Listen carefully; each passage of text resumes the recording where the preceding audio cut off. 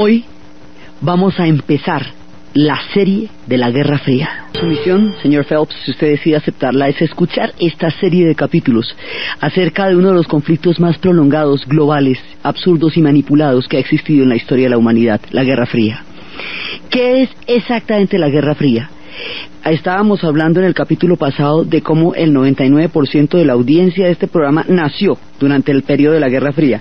Los que no nacieron durante el periodo de la Guerra Fría tienen máximo 16 años y ni se la pueden imaginar, porque el mundo cambió tanto cuando terminó la Guerra Fría que todavía no hemos intentado terminar de interpretarlo.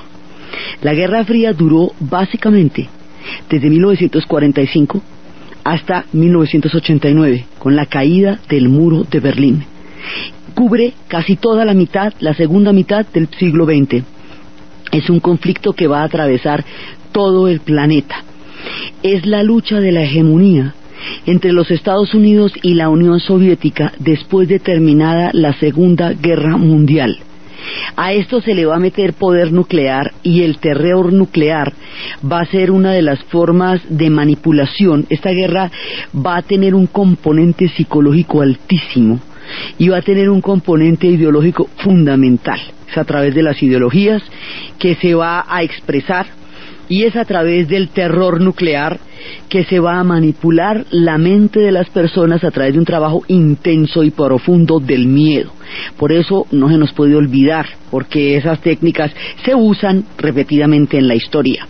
Entonces, resulta que la Guerra Fría va a empezar a polarizar de tal manera los conflictos mundiales que en un momento dado cada conflicto, por muy específico que sea, por muy particulares que sean sus causas, por muy especiales que sean las condiciones que van a generar ese conflicto en ese país, en esa sociedad o en esa cultura, van a quedar inscritos dentro del marco de la Guerra Fría, y la bipolaridad, capitalismo-comunismo, se va a ir tomando cada uno de los espacios de los conflictos del planeta Tierra, hasta convertir los conflictos del planeta Tierra en un gigantesco ajedrez, a través del cual se mueven las potencias, utilizando el planeta entero como tablero.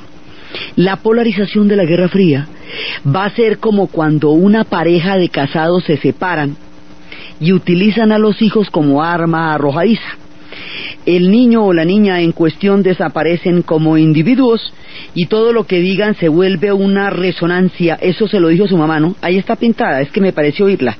O eso se lo dijo su papá, claro, ¿cómo no? Entonces el niño o la niña desaparecen como seres humanos, como individuos, dejan de tener pensamiento propio y se convierten en una prolongación o en un eco del contrincante, en este caso el padre o la madre. La Guerra Fría va a ser lo mismo. La pelea entre los Estados Unidos y la Unión Soviética va a hacer que cualquier revolución, proceso de descolonización, búsqueda de redistribución de la riqueza, golpe de Estado, lo que quiera que pase, desde los lugares más increíbles, desde la Indochina hasta El Salvador, pasando por el África, pasando por el Medio Oriente, no va a haber ningún conflicto que no vaya a ser captado por la Guerra Fría como una manera de manipular las condiciones del conflicto y establecer bandos, a un lado los Estados Unidos y al otro lado la Unión Soviética.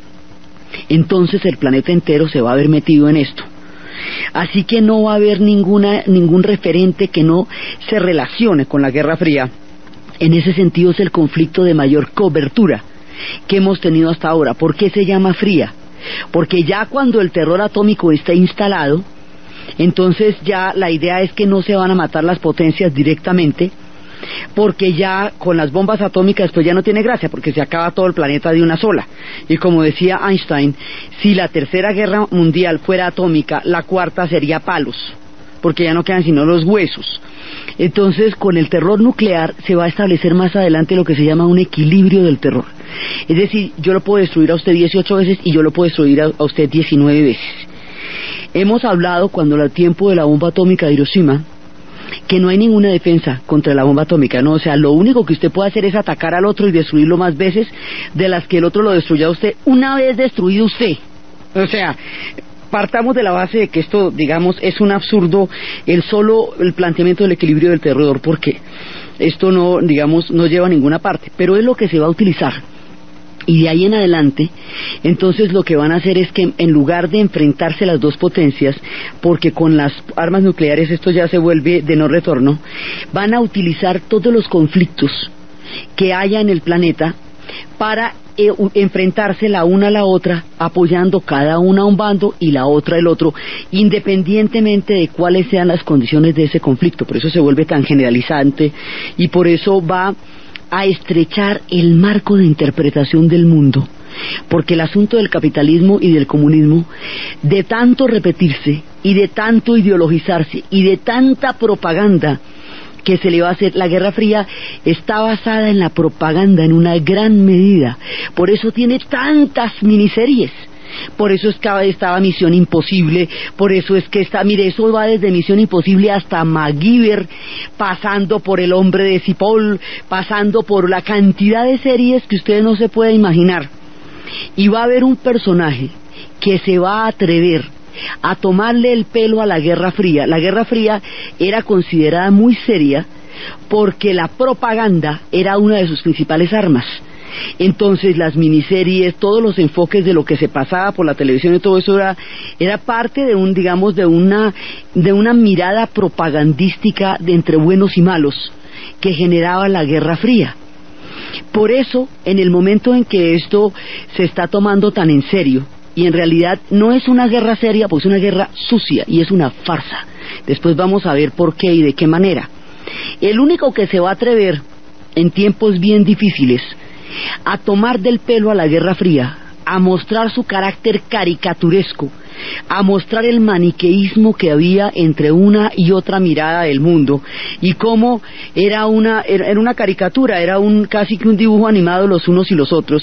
El que va a llevar el ridículo a la Guerra Fría y lo va a hacer patente para todos va a ser Mel Brooks, en una de las producciones más brillantes de la época, el agente Maxwell Smart, temible operario del recontraespionaje, el Superagente 86.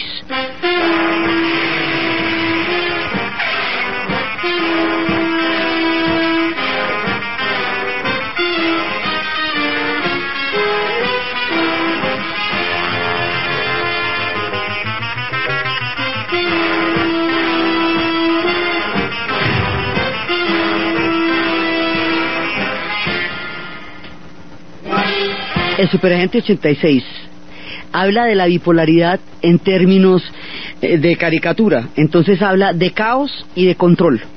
Control era en los Estados Unidos, era lo que representaba la CIA y los organismos de inteligencia de ellos. Y caos era lo que representaba la Unión Soviética y era digámoslo así, las fuerzas del mal. Todos los aparatos que inventará la Guerra Fría van a estar llevados al delirio de la comedia en la película.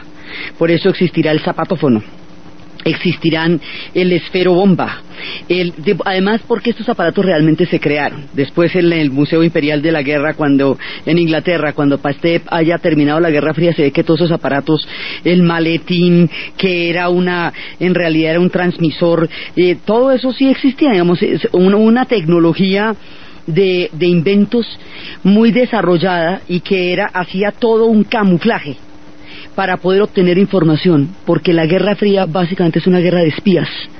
Los espías se van a llevar a la categoría de soldados y la información que usted logre obtener sobre los recursos tecnológicos y militares del otro bando va a ser la base de su ventaja en el conflicto.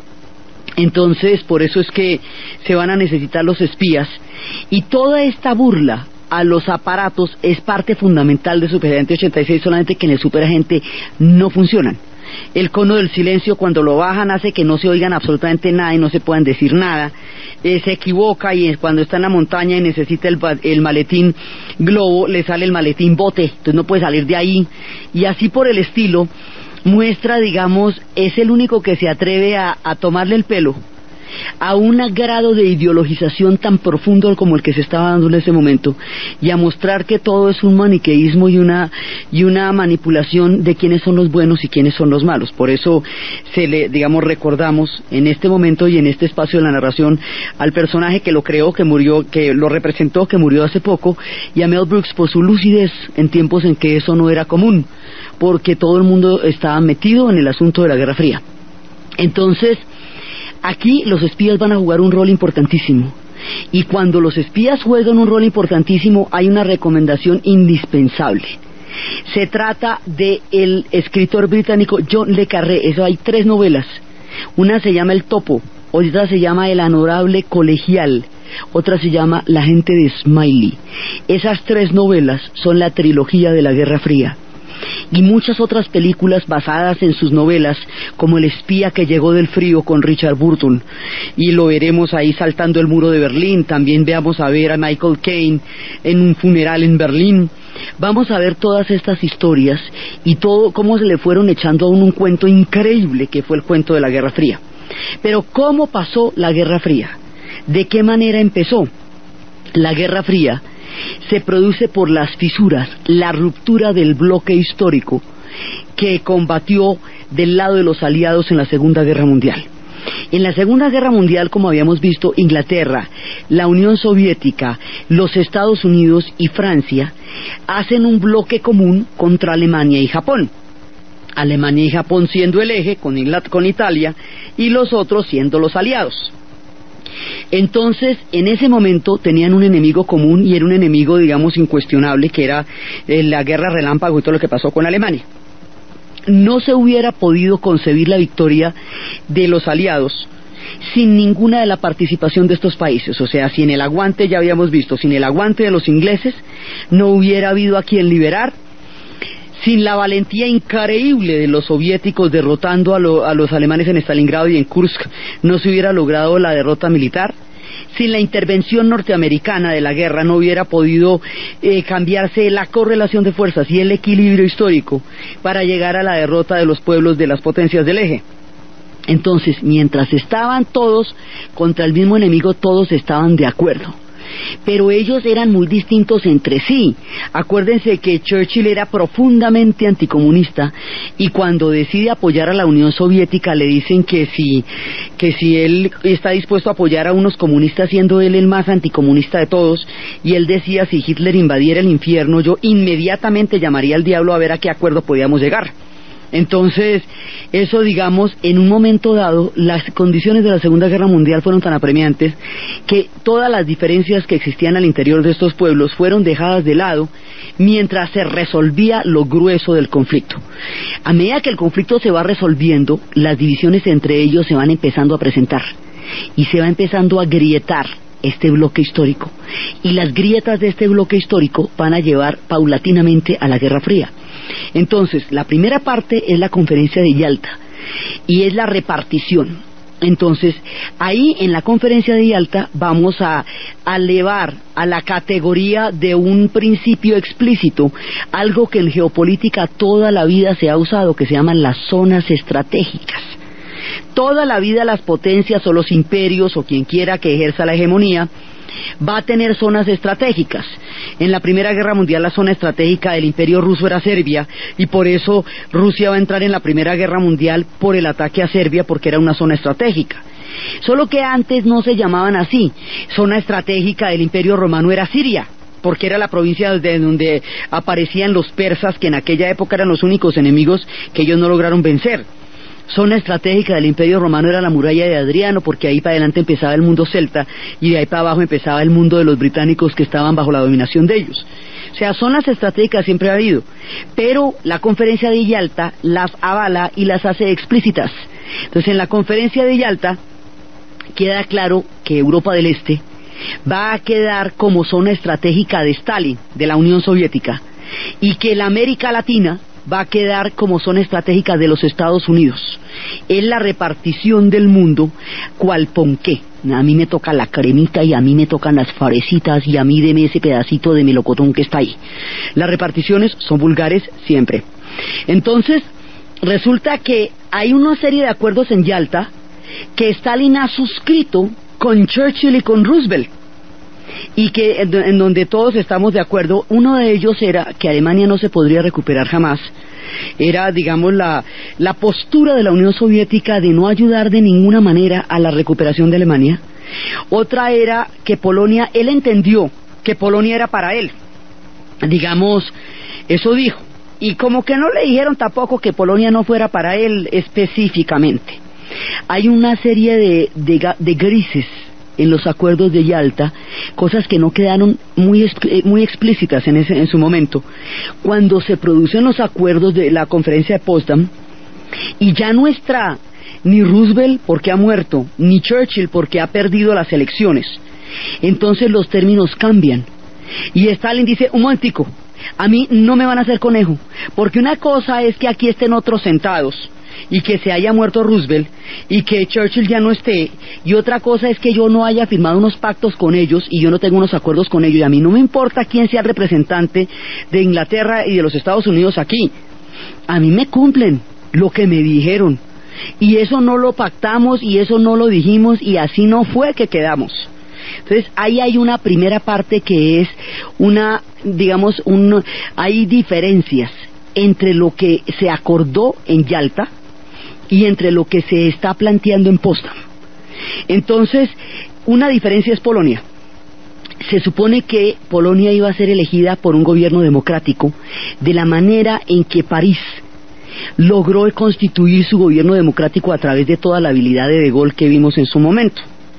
Pero resulta que Stalin se toma Polonia y va a crear un gobierno comunista. Por ahí acepta 2 o 3 delegados del otro lado, pero básicamente el control va a ser suyo.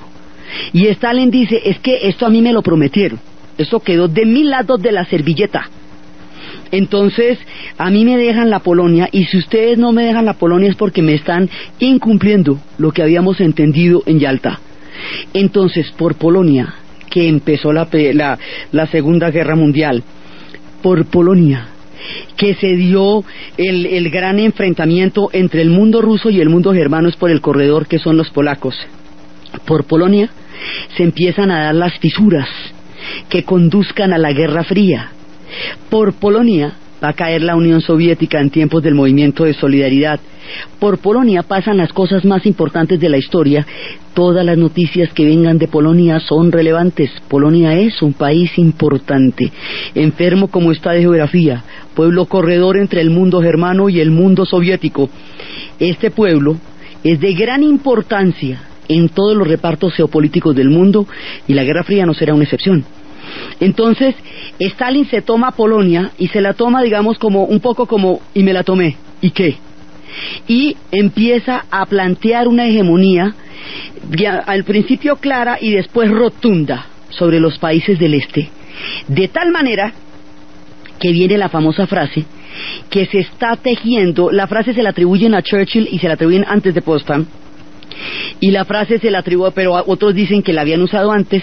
El asunto es que la frase se iba a hacer carrera, y dicen que Churchill la dijo, que Stalin estaba tan misterioso que parecía que se estuviera tejiendo una especie de telón de acero sobre los países de la Europa del Este. A esto lo vamos a llamar la cortina de hierro. Y la cortina de hierro es como se va a conocer en la historia a los pueblos de la Europa oriental que van a quedar bajo la dominación de Stalin y bajo la influencia directa de la Unión Soviética. Entonces ahí, digamos, empezamos, la Guerra Fría comienza en Europa, claramente. Por un lado, por la cortina de hierro, pero entonces esto nos va a llevar a un punto muy grave, y el punto muy grave en Europa es Alemania. Alemania va a ser, por un lado, no ve que la mitad de la Alemania quedó del lado de los Estados Unidos, pero la otra mitad de la Alemania queda del lado de la Unión Soviética. Entonces, cuando se vaya a instaurar el Plan Marshall, la Unión Soviética no va a aceptar que Alemania Oriental entre en el Plan Marshall, porque la Unión Soviética tiene como consigna que no va a aceptar ningún tipo de ayuda para la reconstrucción de Alemania, y porque la Unión Soviética no quiere que esa influencia económica vaya a manejar su geopolítica en la Europa del Este, y la Alemania del Este va a quedar dentro de la cortina de hierro, y la Alemania del Oeste va a quedar dentro del área de influencia de los Estados Unidos. Así que la pobre Alemania, que estaba bastante caída, que atravesaba unos tiempos muy duros y que lo que menos quería era que la Guerra Fría se metiera con ella, se va a convertir en el botín de la Guerra Fría. El objetivo de la Guerra Fría en Europa es Alemania. Más adelante veremos cómo se levantará un muro para ratificar este hecho histórico, un muro que dividirá a los alemanes en la ciudad de Berlín. Entonces, Alemania se va a convertir en el centro estratégico de la Guerra Fría y pasada toda la Segunda Guerra Mundial, el resto del tiempo van a estar metidos en la mitad de la candela, porque después los misiles los van a poner de lado y lado, así que estallara por donde estallara, le caía a los alemanes primero.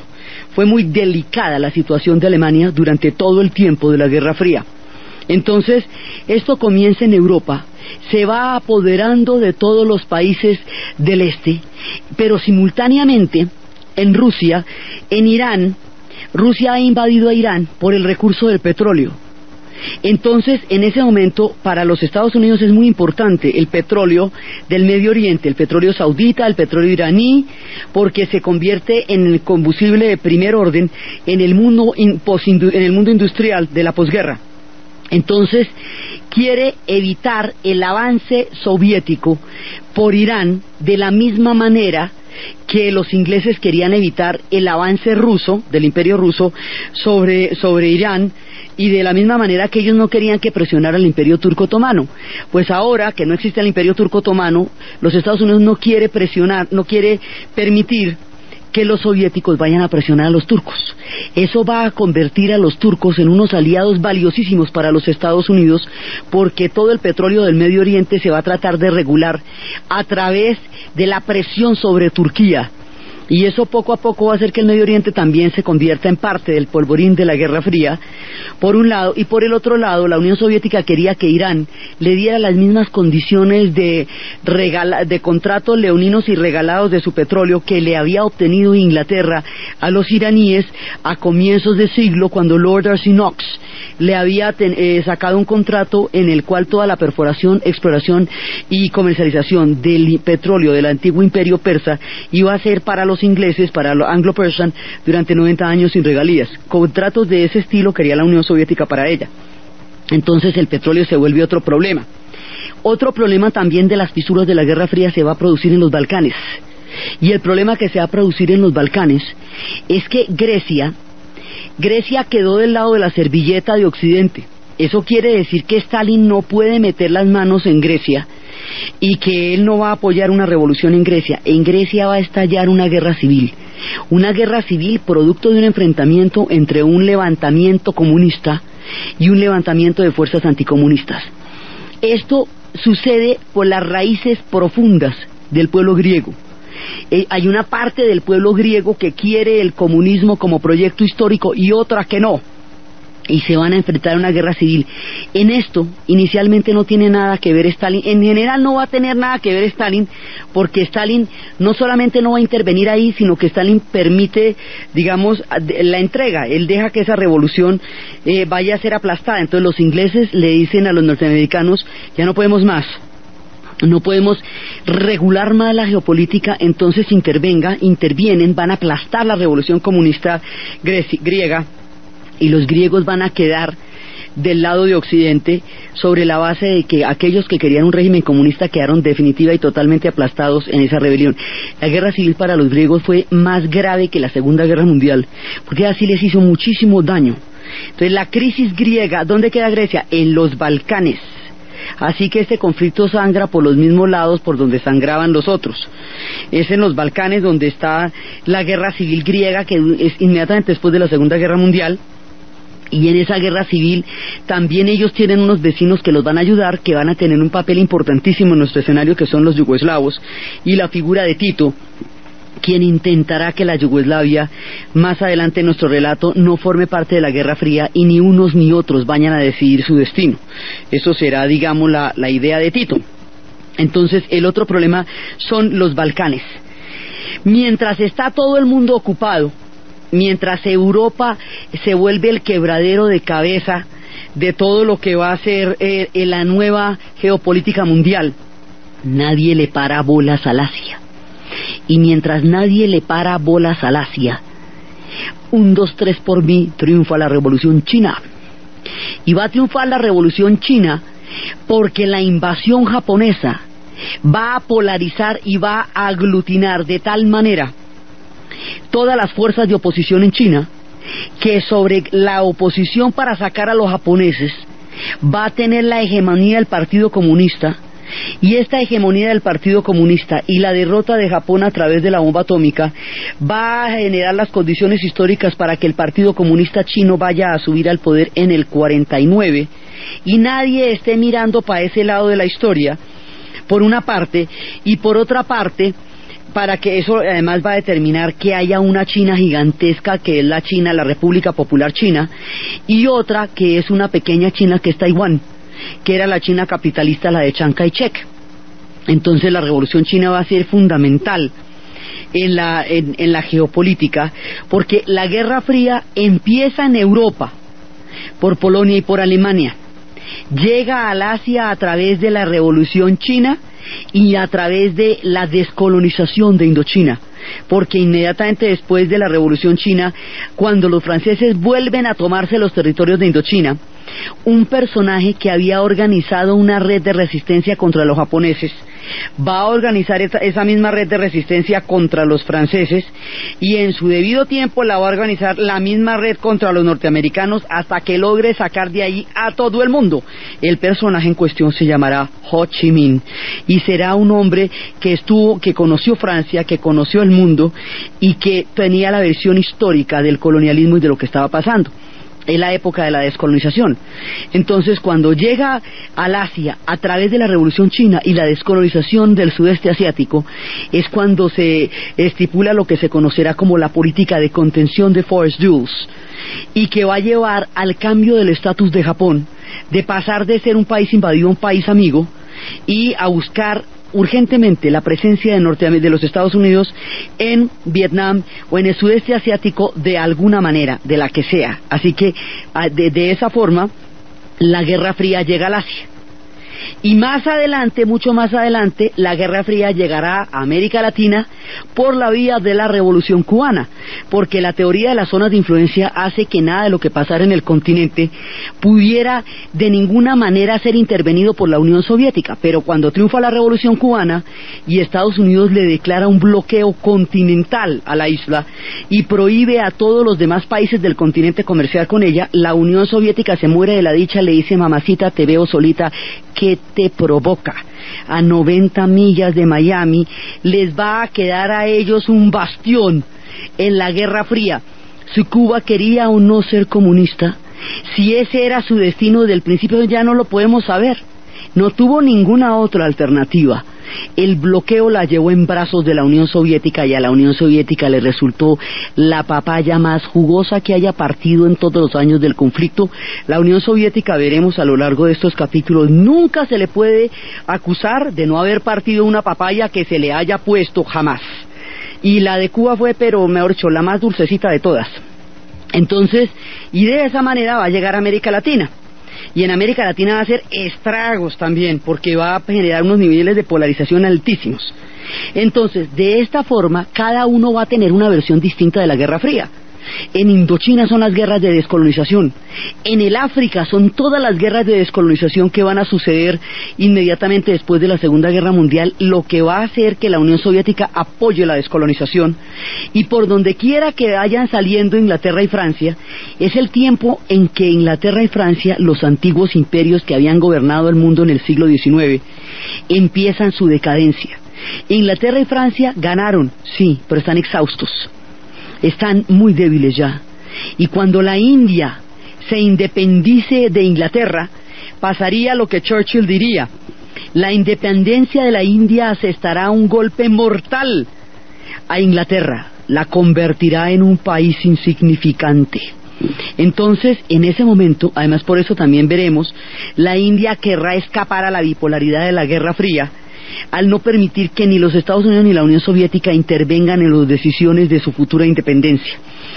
Eso va a ser otra cosa, pero cuando empiece todo esto, Entonces, por donde quiera que el colonialismo se vaya yendo, por Indochina, por África, de donde quiera que vayan saliendo los ingleses y los franceses, incluido el Medio Oriente también, por ahí va entrando la Guerra Fría.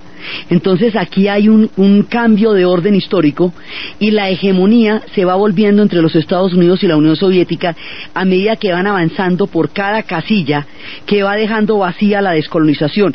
Se recomienda para esta serie conseguirse el juego de Risk y sentarse a mover ejércitos porque así funcionaba la Guerra Fría. Entonces, en ese momento empieza, digamos, a volverse un gran ajedrez geopolítico a través de todo esto, y este ajedrez, que es el proyecto de expansión, si ustedes estudian la historia del Imperio Ruso, es la historia de la expansión de un pueblo hasta llegar a tener la sexta parte del planeta Tierra. Y la historia de los Estados Unidos es una historia de expansión igual. La Guerra Fría va a continuar los proyectos de expansión entre los Estados Unidos y la Unión Soviética, pero con un marco ideológico detrás que los haga parecer salvadores, defensores, adalides, en lugar de un par de pueblos que están ejerciendo una hegemonía sobre los demás pueblos del planeta Tierra.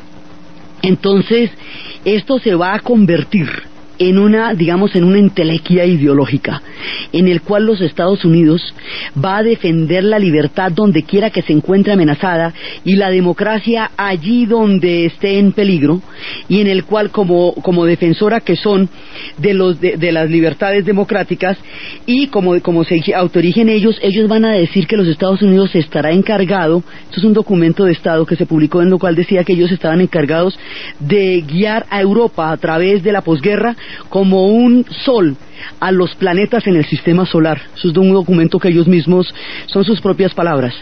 Entonces ellos se consideran los adalides y los defensores de todo lo que va a ser la democracia en cualquiera de sus formas, donde quiera que esté amenazada.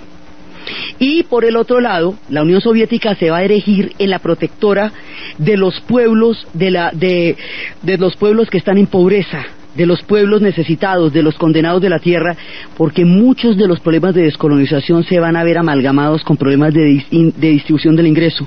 Pueblos muy pobres con una concentración muy alta de la riqueza. Entonces van a necesitar que no solamente se descolonicen, sino que también logren equilibrar las cargas económicas. Para eso se mete la Unión Soviética, a través de su esquema de ser la patria de los trabajadores. Entonces, unos y otros la van a montar, y cada uno la va a montar de ser el bueno. O sea, el uno es el defensor de algo sin lo cual no se puede vivir, y el otro es el demonio mero mismo, que está allí para representar el mal en todas sus perversidades y formas. El esquema varía según donde usted haya nacido.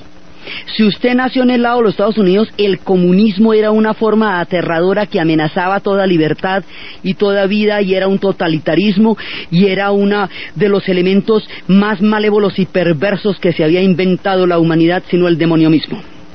Y si usted nacía del lado de los comunistas, entonces el capitalismo era la perversión de todo sistema de valores que hubiera llevado a la humanidad hacia principios más altruistas, y a través del mercado entraban todas las formas de perversión, y a través del capitalismo entraba todo lo que era la corrupción. Entonces el truco está en que cada uno logre vender la idea de que lo suyo es absoluto. Desaparecen los matices. Es muy peligroso en la historia cuando desaparecen los matices, porque se echa todo el mundo en el mismo costal. Se va a crear un sistema mental fuera del cual no se puede concebir el mundo. Entonces usted era capitalista o era comunista, y esto es muy complicado, porque si usted no era ni lo uno ni lo otro, no, eso no llaman. Esa estrechez para entender el mundo va a ser imposible que se comprendan otras formas de cultura y de civilización. Por eso cuando cae la Guerra Fría y empiezan toda la cantidad de conflictos religiosos, nadie entiende, porque si las religiones no se pueden entender en términos de capitalismo y de comunismo, entonces ¿cómo se pueden entender? Pues no, es que no pasan por ahí. Nadie va a entender la revolución islámica en Irán, porque eso eran problemas del siglo X entre Fátima y Ali, que no tenían que ver con el capitalismo ni el comunismo. Entonces esa estrechez mental, esos marcos entre buenos y malos, entre superhéroes y villanos, todavía son referentes con los cuales se entiende el mundo de hoy, y el mundo de hoy ya no es así. Por eso es importante entenderla ahora que sí acabó, porque los referentes que hay alrededor de ella todavía nos habitan en muchas de las maneras de mirar el mundo y todavía nos polarizan. Esto se va a establecer con las miniseries. Las miniseries van a ser importantísimas porque en las películas de televisión los malos tienen acentos germanos, orientales y checos y hablan de manera extraña, señor, y por eso se oían todas las miniseries. Eso es parte de la propaganda de la Guerra Fría en Occidente, y en el otro lado otro tanto ocurría. Este será un conflicto de acción, suspenso, intriga. Será un conflicto de agentes secretos, de agentes encubiertos, de espías, de hermosas chicas rubias que quieren obtener información a través de sus encantos. Y esto no es carreta, el asunto profumo que le va a costar a los republicanos el poder, que le va a costar a los conservadores el poder en Inglaterra. Es un asunto de faldas, de Christine Keller. O sea, es una historia en la cual se van a utilizar los métodos más sucios para obtener información. Es una historia en la cual se van a utilizar una cantidad ingente de recursos, cantidades de recursos con los que se hubiera podido erradicar el hambre del planeta, con los que se hubiera podido alfabetizar gran parte de la población mundial, recursos para el desarrollo, recursos para la viabilidad de pueblos que quedaron condenados. Se van a ver enterrados en misiles, enterrados en un montón de juguetes bélicos que no se podían usar porque si se usaban desaparecía un pedazo del planeta. La mano de aviones, estrellas fantasmas por debajo, la mano de misiles, de armamento convencional, de fusiles, de la cantidad de ejércitos, el gasto en presupuesto militar que se va a utilizar durante la Guerra Fría es inconmensurable. Todo lo que es la escalada de la carrera armamentista, de la carrera nuclear, va a meter bajo tierra en lo que van a ser silos el mundo del desarrollo humano y la posibilidad de un sostenimiento alimenticio del planeta para el futuro. Eso está enterrado en los silos que ya ni siquiera se usan. Está enterrado allá en todo eso. Digamos, va a ser un aparato costosísimo, un aparato aterrador en términos de lo que hubiera podido hacer la humanidad si no se hubiera gastado la segunda mitad del siglo XX haciendo juguetes para asustar al otro, porque la mayor fuerza de la bomba atómica era la capacidad de intimidar. Entonces, por el cuento de la bomba atómica se hacían cualquier cantidad de negocios, de refugios antiaéreos cubiertos de plomo que eran capaces de aguantar la radiación, enlatados para tener el día después de la bomba, y eso hizo la cantidad de negocios que se hicieron con eso es una cosa absolutamente increíble. La gente que estuvo metida en los refugios esperando a que pasara el terror nuclear, la cantidad de películas que se hicieron sobre el terror nuclear. Esto se convirtió en una manera de mantener la mente de las personas ocupadas en el miedo. Eso fue lo que en su momento identificó Marcuse a través de Eros y Civilización y el hombre unidimensional. Fue en lo que en su momento identificó Orwell, de quien hablaremos profundamente en estos relatos, de cómo si usted controla el miedo a la muerte de una persona, logra controlar su psiquis, el miedo a la muerte y el miedo a la sexualidad. La bomba atómica va a encargarse de controlar el miedo a la muerte, y de esa manera va a tener a todo el mundo así, paradito con los pelos de punta, esperando a que caiga la bomba atómica. Habrá días peligrosos, la verdad. La crisis de los misiles en Cuba fue delicada, fue muy delicada. En 1962 realmente estuvo cerca. Estuvimos mucho tiempo en manos de unos locos que podían apuntar un botón rojo, que podía estallar una bomba atómica que acabara con el planeta. Más demencial que eso. A esto se le recubrió de patriotismo, se le recubrió de racionalidad, se le recubrió de altos ideales, de democracia, cuando en realidad era la manipulación de una forma de hegemonía, disfrazada de una ideología que todos creían era la única que podía salvar el mundo, contra otra que todos creían bajo la cual no era posible la forma de vida. Y esto permeó todos los espacios, desde Moscú hasta la Nacional, desde Indonesia hasta Argentina, en todas partes. La carga ideológica de la Guerra Fría moldeó la manera como las personas entendían el mundo, y así sucedió durante tanto tiempo que toda la gente que vivió la Guerra Fría no se imaginó que eso se iba a acabar jamás. ni que la Unión Soviética se iba a disolver de esa forma, y aquellos que no la vivieron no se la pueden ni imaginar. No puede. Entonces, para los que vivieron toda su vida en la Guerra Fría, esta serie pretende ordenar el closet y darle a los acontecimientos una secuencia y una relación, porque todos los vivimos, pero qué significaban y cómo se pueden ver ahora que se acabó la Guerra Fría. Para los que no la vivieron, que tienen hoy máximo 16 años, es un referente del mundo del cual vienen, aunque ya el mundo no sea así. Y para todos es una manera de sacar lecciones históricas, de una manera de polarizar y acabar todos los matices para reducir el mundo a un discurso de buenos y malos que justifique gigantescos presupuestos de arsenales al lado y lado de los bloques. Entonces esto se va a volver que el uno tiene la OTAN, que el otro el Pacto de Varsovia, que el uno tiene el Comefort, que el otro tiene el Mercado Común Europeo. Cada una de las instituciones se va a enfrentar. La ONU va a tener un Consejo de Seguridad que está mandada por aquellos que están en la Guerra Fría, por los Estados Unidos, la Unión Soviética, Francia, China. En un principio la pequeña chinita chiquita, la China capitalista, y luego cuando se hagan las paces con la gran China, la China comunista. Entonces, la Guerra Fría va a llegar a cubrirlo absolutamente todo, a interpretarlo todo hasta volver un universo único, fuera del cual no es concebible la vida. Hasta ahora nos estamos despertando del sueño del dogmatismo de la Guerra Fría. El trabajo del miedo que esto tuvo, vale la pena mirarlo con calmita, porque de eso sí no estamos lejos. Son tiempos en que nos están volviendo a montar otros miedos de maneras parecidas. Entonces nosotros, ¿qué vamos a ver aquí? Vamos a ver la guerra de Corea, vamos a ver el macartismo y cómo se persiguió a Lorenzo y a Pepita y a Robin Hood y cómo se persiguió a Charlie Chaplin y a todos los actores de Hollywood. Vamos a ver a Woody Allen en el testaferro, en los tiempos en que la cacería de brujas se tomó Hollywood.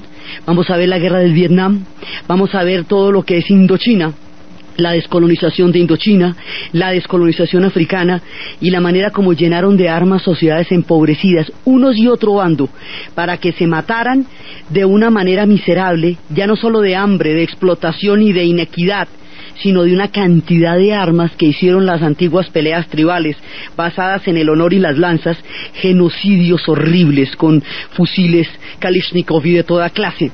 Vamos a ver cómo el Medio Oriente arderá. No, él tiene lo suyo. Ya hablamos la vez pasada cómo era de compleja la situación que llevó a la creación del Estado de Israel. Pero si a esto le echamos Guerra Fría y le echamos petróleo, vamos a garantizar que el Medio Oriente sea una hoguera permanente. La Guerra Fría va a ser un orden vampiro.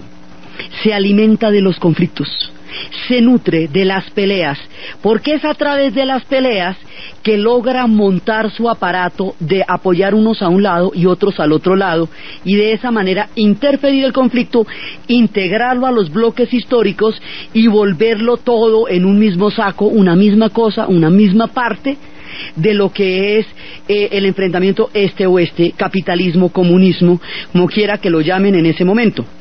Entonces esto va a ser cantidades de películas, pero muchas cantidades de películas, muchas bandas sonoras, muchos personajes. Vea, por aquí va a desfilar Mr. Solo, va a desfilar James Bond al servicio de su majestad, MacGyver, el superagente que ya lo dijimos, Michael Caine, Richard Burton, hasta el mismo Hitchcock va a ser Topaz, basado en la novela de León Uris.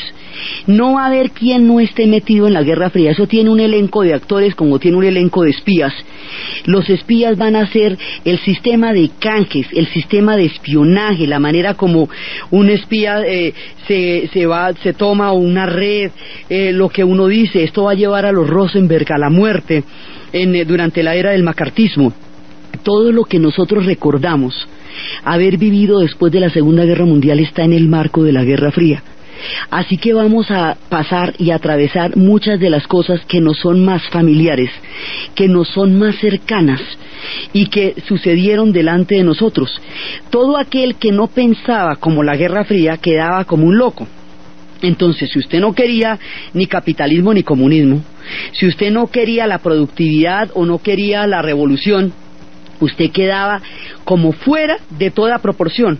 Y entonces los hippies, que no querían ni una cosa ni la otra, y que serían unos visionarios del mundo de la nueva era, y que pensarían en términos de la paz y del amor y de las flores, en una época en que se pensaba en términos de misiles, quedaron en esa época como unos locos, chalaos, mechudos, llevados de todas las llevadeces juntas. En realidad ellos estaban en un espacio cósmico distinto, que no era concebible durante la Guerra Fría.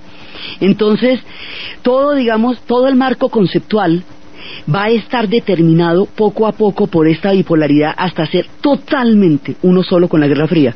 En la Guerra Fría es donde se va a dar la carrera espacial.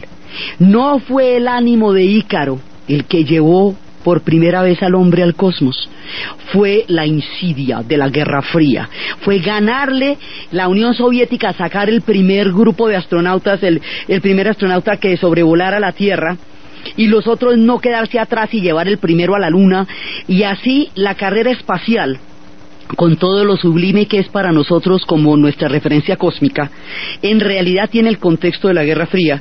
Por eso cuando se acaba la Guerra Fría, la carrera espacial queda detenida en el tiempo, porque deja de prestar el servicio de superioridad de potencias que pretendía tener en su época. Era una propaganda también de lo que significaba la Guerra Fría, y es también nuestro logro, uno de los logros más importantes que tiene la tecnología. La tecnología se puso al servicio de la Guerra Fría. El cine, la televisión estuvieron en la Guerra Fría. La literatura va a ironizarla y a mostrar todas sus maldades también de una manera. La literatura no le va a hacer tanta propaganda, porque ahí va a haber espíritus críticos.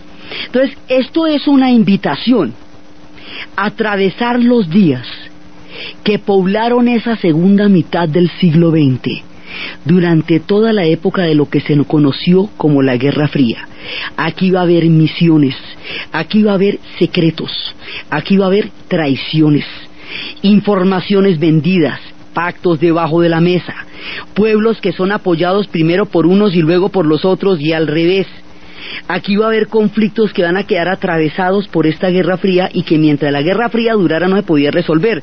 Por eso, después de que cae la Guerra Fría, va a haber muchos procesos de paz que antes no se podían dar, porque la Guerra Fría impedía que se llegara a un momento dado a una solución pacífica. Va a haber bloqueos económicos, va a haber pactos económicos, va a haber movimientos de tropas, armas convencionales, misiles atómicos.